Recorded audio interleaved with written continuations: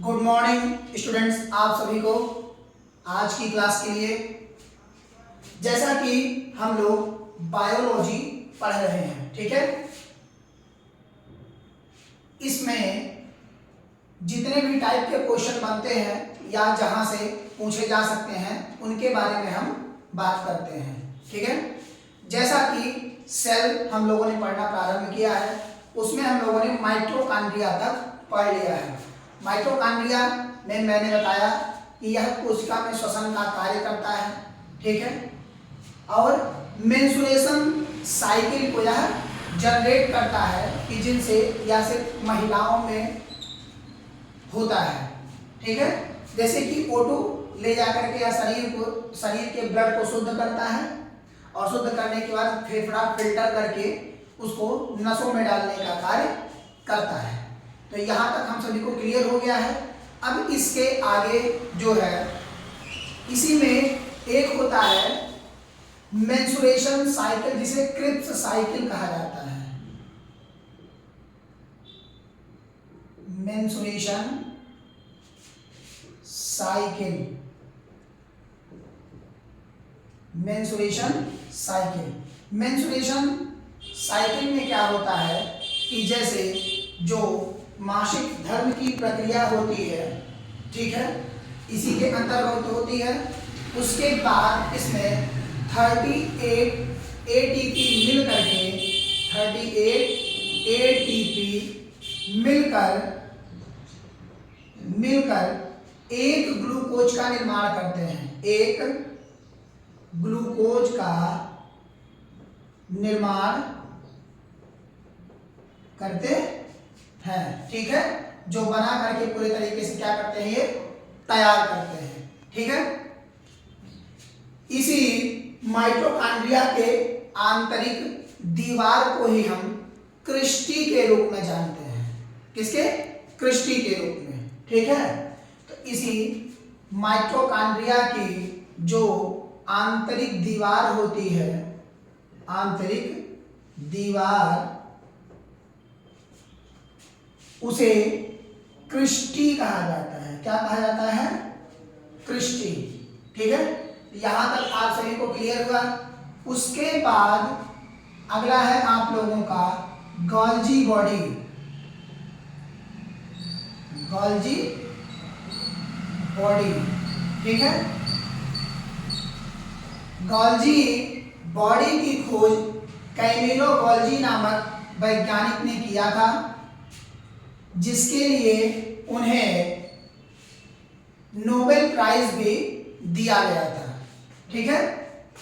Camillo Golgi, Camillo Golgi, और इन्हीं के ही नाम पर इसे गोल्जी बॉडी नाम दिया गया।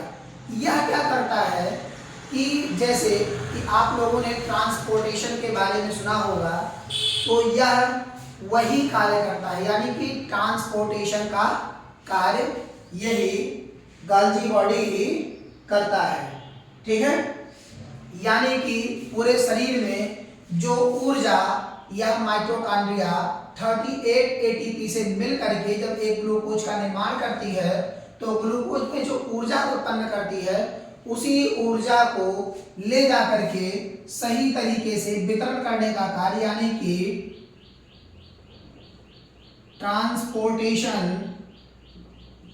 का कार्य गोल्जी बॉडी द्वारा किया जाता है। यानी कि यह पूरे शरीर में ऊर्जा वितरण का कार्य करता है, कार्य करता है। यानी कि पूरे शरीर में यह ऊर्जा वितरण करने का कार्य करता है, ठीक है। यहां से जो आपके क्वेश्चन बनेंगे वो सिर्फ इतने ही बनेंगे कि गोल्जी बॉडी की खोज किसने की या उसके बारे में किसने बताया, ठीक है। उसके बाद आपका आता है वैक्यूल्स, जिसे बोलते हैं रसधानी। इसे क्या बोलते हैं? रसधानी, ठीक है। वैक्यूल्स क्या होता है पहले उसके बारे में हम जान लेते हैं, उसके बाद फिर हम पढ़ना प्रारंभ करते हैं। वैक्यूल्स का मतलब होता है रसधानी।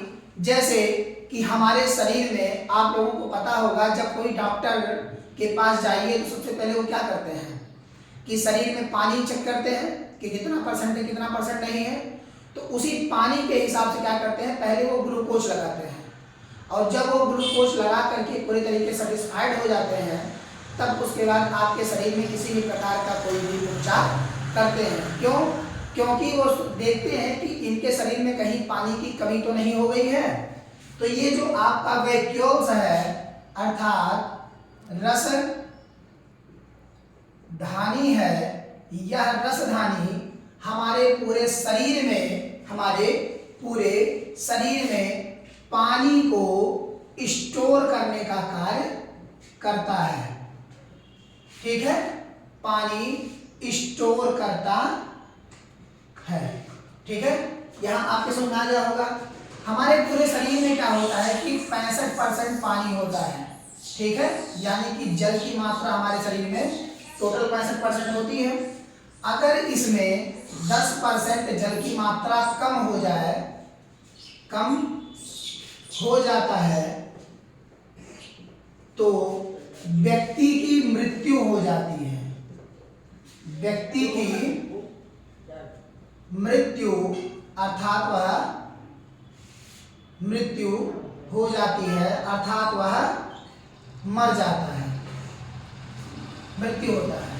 ठीक है, लेकिन क्या आजकल लोग पानी पीना नहीं चाहते, तो पानी से बहुत सारी कमियां होती हैं। जैसे अगर आपके शरीर में पानी की कमी है तो जब कभी भी डिलीवरी का डेट होता है तो महिलाओं में ये सारी समस्याएं बहुत ज़्यादा देखी जाती हैं कि आजकल महिलाएं क्या है, जब पेट में बच्चा रहेगा तो कार्य नहीं करना चाहती किसी प्रकार की, बैठे रहेंगी, अस्थिर रहेंगी या सोएंगी, किसी प्रकार की औपचारिक क्रिया नहीं करती।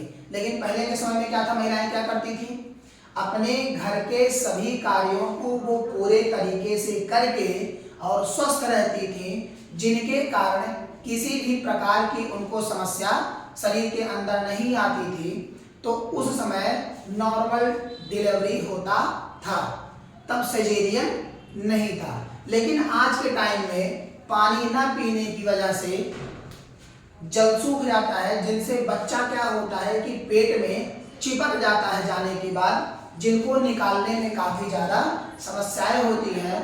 तो डॉक्टर कहता है कि यह नॉर्मल डिलीवरी नहीं हो सकता, इसके लिए सिजेरियन करना आवश्यक या जरूरी है, और लोगों को मजबूरन यह चीज़ करना पड़ता है।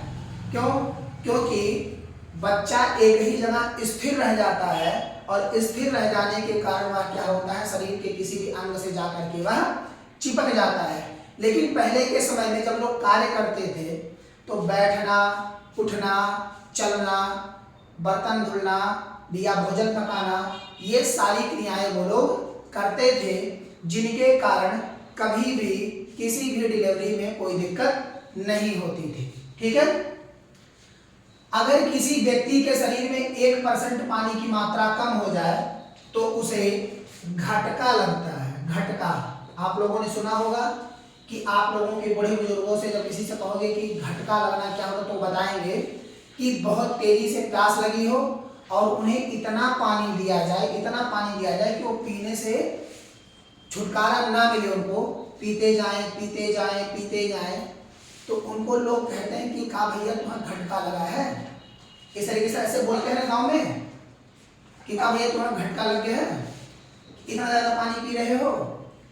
तो जब 1% की पानी हमारे शरीर में कम होता है तो घटका लगता है। लेकिन अगर वहीं 10% कम हो जाता है तो किसी भी व्यक्ति की उसी समय तत्काल अगर जो कहे मृत्यु हो जाती है। ठीक है, क्लियर है ये? यही वैक्यूल्स अर्थात रसधानी जो है, यही रसधानी अगर हम बात करें कि पादप जगत और जंतु जगत, यानी कि जंतु अर्थात जीवों में और पादप अर्थात पेड़ पौधों में क्या पूरे तरीके से समान पाया जाता है? तो हम कहेंगे कि हाँ। क्यों? क्योंकि आप देखते होंगे पादप में जो रूट्स होते हैं, अर्थात इनकी जड़ों द्वारा हम जितना पानी डालते हैं ये उस पानी को सोखते हुए चले जाते हैं। तो बहुत लोग कहते हैं जमीन में जा रहा है तो ऊपर नहीं है, तो ऐसा वैसा करते रहते हैं, लेकिन यह ऐसा नहीं है। यह उसी प्रकार जल को पीते हैं जिस प्रकार मानव अपने शरीर में जल को विद्यमान करता है। तो आप सभी लोगों को वैक्यूल्स यानी कि रसधानी समझ में आ गया है, गोल्जी बॉडी समझ में आ गया होगा। अब इसके आगे हम लोग चलते हैं सेंट्रोसोम की तरफ। ठीक है, सेंट्रोसोम आप सभी को पता होगा या नहीं जानते होंगे तो हम बता भी देते हैं। सेंट्रोसोम हमारे शरीर में कोशिका विभाजन का कार्य करता है, जिनके कारण से सेल डिवीजन हमारे शरीर में होता है। लेकिन यह खुद के मन से कोई कार्य नहीं करता। जब इसे न्यूक्लियस अर्थात केंद्रक आदेश करता है कि जाओ और तुम अपने ही जैसे किसी कोशिका का निर्माण करो, यानी कि जिस तरीके से यह है, तो सेंट्रोसोम जाता है और सेंट्रोसोम पूरी तरह से शरीर का, एक नए शरीर का क्या करता है, यह निर्माण करता है और उसे बनाता है। जैसे कि ये आपकी क्या है, कोशिका है। कोशिका के अंदर आपका न्यूक्लियस पाया जाता है और इन्हीं न्यूक्लियस में साइटोसोम, ठीक है, और यानी कि केंद्रक द्रव्य और कोशिका द्रव्य दोनों पाए जाते हैं। इसी में आपका lysosome, mitochondria, Golgi body, endoplasmic reticulum, ठीक है, सेंट्रोसोम, राइबोसोम और उसके बाद इतने सारी चीजें इसमें पूरी तरीके से पाई जाती हैं। ठीक है, तो इसी में वैक्यूल्स, एक है वैक्यूल्स, इतना मिलता है। तो अब हम पढ़ेंगे क्या, सेंट्रोसोम। यही सेंट्रोसोम है जो न्यूक्लियस के कहने पर इस कोशिका में विभाजन करता है और दो कोशिकाएं अलग अलग तरीके से टूट करके आपस में बनती हैं, जिनके बीच न्यूक्लियस विद्यमान रहता है। तो यानी कि अब हम बात करेंगे सेंट्रोसोम की।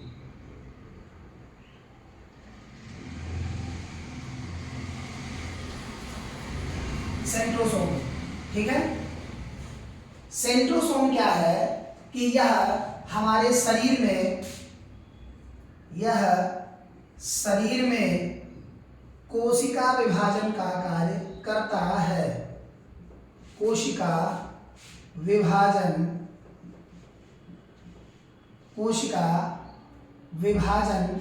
करता है, ठीक है, जिनसे कोशिकाएं आपस में टूट करके अलग होती हैं। लेकिन क्या यह हर जगह कोशिका विभाजन समान तरीके से करता है? तो ये बिल्कुल नहीं, ठीक है। क्यों?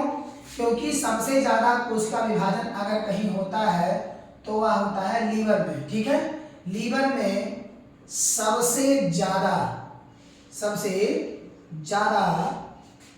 कोशिका विभाजन होता है। कोशिका विभाजन होता है और देखने को मिलता है, ठीक है। कोशिका विभाजन सबसे ज्यादा कहाँ होता है? लेकिन हमारे ब्रेन में, अगर हम ब्रेन की बात करते हैं, ठीक है, तो ब्रेन में कोशिका विभाजन नहीं होता। ब्रेन में जब बच्चा जन्म लेता है उसके बाद उसके पूरे शरीर में कभी भी कोशिका विभाजन यानी कि ब्रेन में नहीं होता, ठीक है। तो ब्रेन में दो पार्ट होते हैं, पहला होता है न्यूरॉन और दूसरा होता है ग्लियल सेल,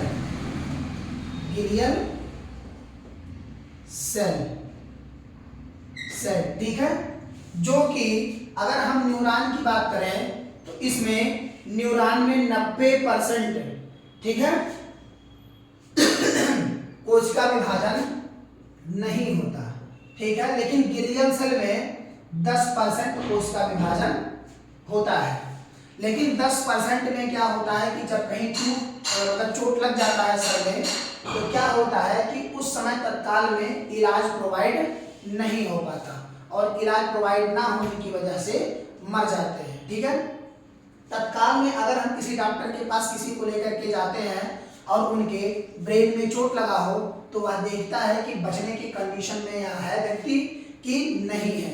उसके बाद यह निर्धारित करता है कि इसे हम बचा पाएंगे कि नहीं बचा पाएंगे। ठीक है, न्यूरॉन्स जो होते हैं उनमें 90% होते हैं, क्योंकि 90% में किसी प्रकार का सेल डिवीजन नहीं होता, लेकिन ग्लियल सेल जो होता है उनमें 10% जो है सेल डिवीजन होता है, लेकिन यह पूरे तरीके से नहीं होता है। जैसे क्या कहा जाता है कि जैसे जहां मान लिया कि लीवर है या गुर्दे में या कहीं हम मान लिए कि स्टमक यानी कि पेट में कहीं भी अगर सेल डिवीजन ज्यादा हो जाए, यानी कि कोशिका विभाजन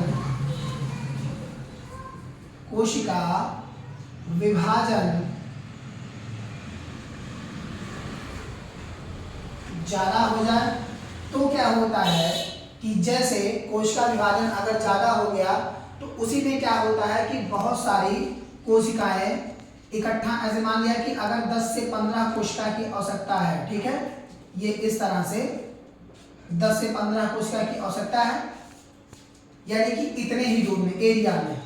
लेकिन क्या होता है कि कोशिका विभाजन होकर के ये और थोड़ा सा बड़ा हो गया और इतने एरिया को इसने कोशिका विभाजन से क्या कर लिया, कवर कर लिया, यानी कि पूरे तरीके से कवर कर लिया।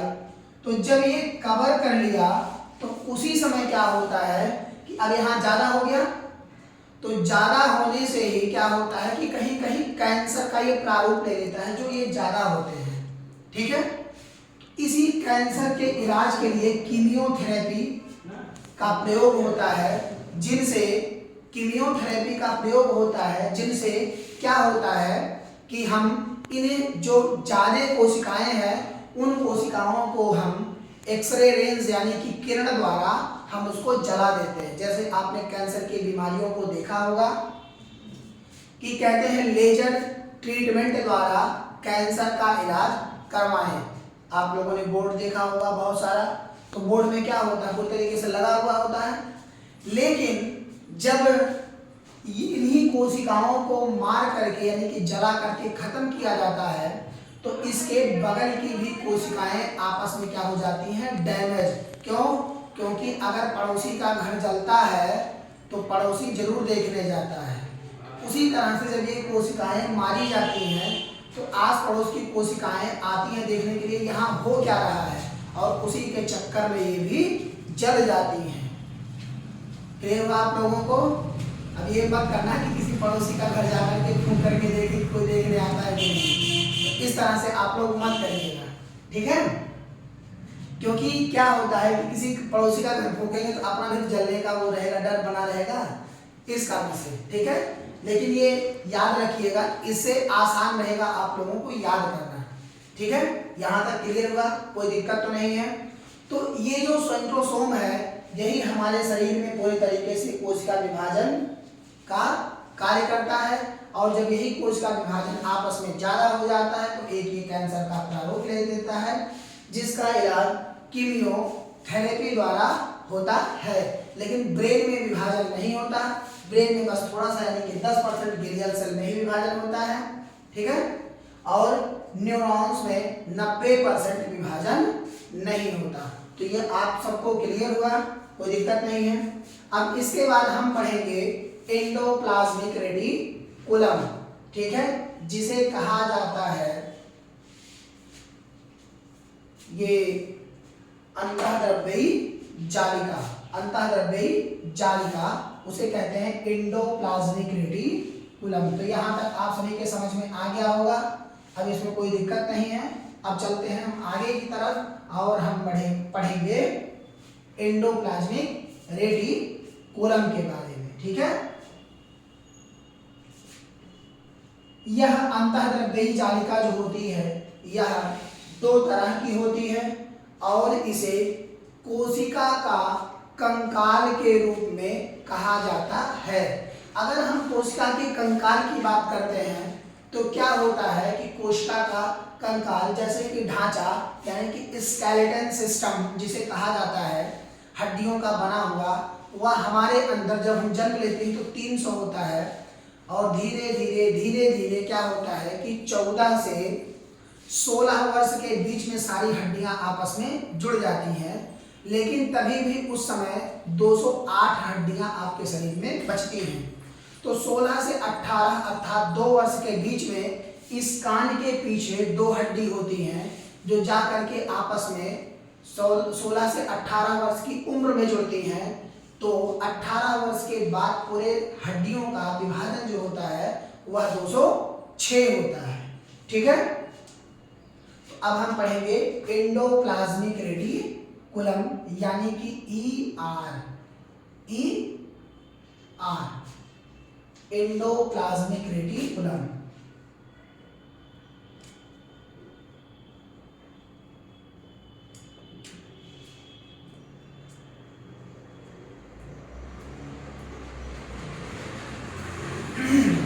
एंडोप्लाज्मिक रेटिकुलम, ठीक है, तो ये समझ में आ रहा है। ये इसे क्या कहा जाता है? शरीर का कंकाल, ठीक है। यह पूरे शरीर में कितने? जन्म के समय 300, ठीक है, लेकिन युवा अवस्था में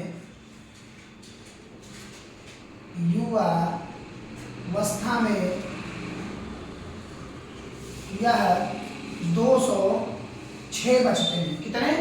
206, जो कि यह क्या होता है कि 14 से 16 वर्ष की अवस्था में यह 208, उसके बाद जब पूरे तरीके से 16 से 18 वर्ष की उम्र में यह पूरे 206 हो जाते हैं, कंप्लीट हो जाते हैं।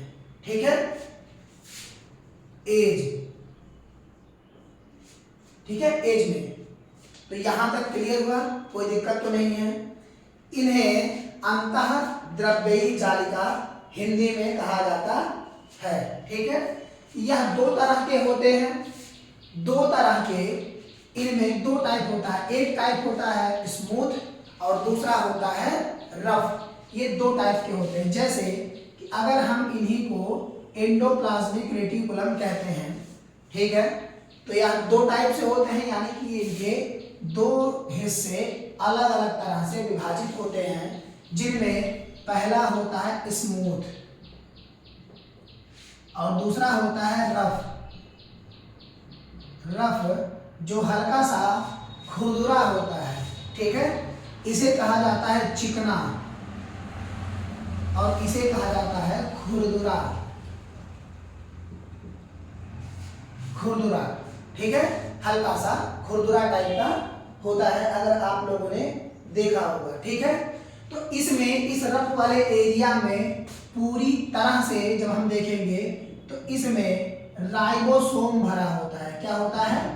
राइबोसोम पूरे तरीके से, यानी कि लिक्विड टाइप से होते हैं, छोटे छोटे दाने के रूप में, छोटे छोटे दाने के रूप में राइबोसोम इसमें बहुत सारे होते हैं, जो इनको चारों तरफ से घेर करके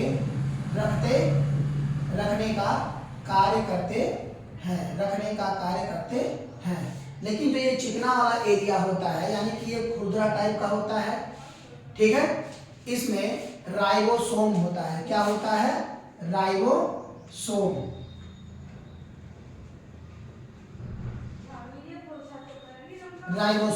ठीक है, इसमें राइबोसोम होता है। ठीक है, तथा इसी रफ वाले एरिया में ही प्रोटीन का निर्माण होता है। प्रोटीन का निर्माण होता रहता है, जिन प्रोटीन को अभी मैंने बताया कुछ देर पहले कि गोल्जी बॉडी ले जाने का कार्य अर्थात ट्रांसफर करने का कार्य करती रहती है। ठीक है, तो अभी आप लोगों ने देखा होगा कि जैसे हम प्रोटीन खाते हैं पूरे तरीके से, वसा अर्थात फैट को ग्रहण करते हैं। ठीक है, तो ये जो स्मूथ वाला है इसी में क्या है, वसा का निर्माण होता रहता है, यानी कि वसा बनती रहती है और इन्हीं वसा बनने के कारण क्या होता है कि पूरा शरीर चिकना रहता है। क्या रहता है, शरीर पूरी तरह से चिकना होता है।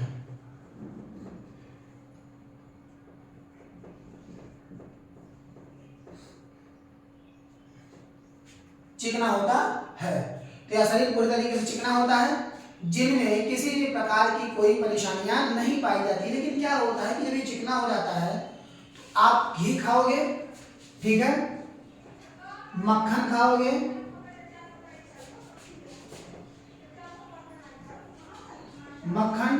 ठीक है, बाहर के सामान, पाव हो गया, चाउमीन हो गया, बर्गर हो गया, डोसा, इडली, सांभर, ये सब खाते हैं। ठीक है, तो ये सब क्या करते हैं, शरीर में फैट यानी कि चर्बी का निर्माण करते हैं। पूरी तरह से क्या करते हैं, चर्बी का निर्माण। और जब ये चर्बी पूरी तरीके से बन करके तैयार हो जाती है तो देखा होगा आप कि किसी के बगल में ऐसे यहाँ मांस इतना झूलेगा, यहाँ पूरी तरीके से मांस झूलेगा और पता लगेगा कि इसे चल नहीं पाएंगे, और चलेंगे तो दुल्ल दुल्ल पूरी शरीर से हिलती रहेगी।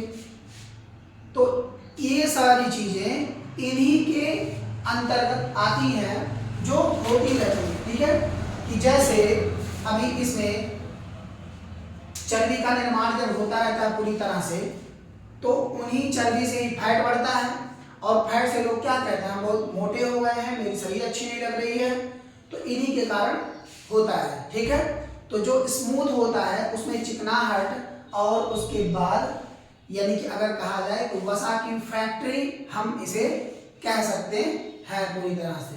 तो यहाँ तक आप सभी के समझ में आ गया होगा, और अगर किसी भी प्रकार की समझने में दिक्कत हो रही है या परेशानी होती है तो आप कमेंट करके पूछ सकते हैं और जानकारी दे सकते हैं। यानी कि अगर कोई भी दिक्कत आपको हो रही है पढ़ने में या कोई परेशानी हो रही है वीडियो में, तो आप उस चीज को बता सकते हैं। ठीक है, वो सुधार जरूर कर दिया जाएगा।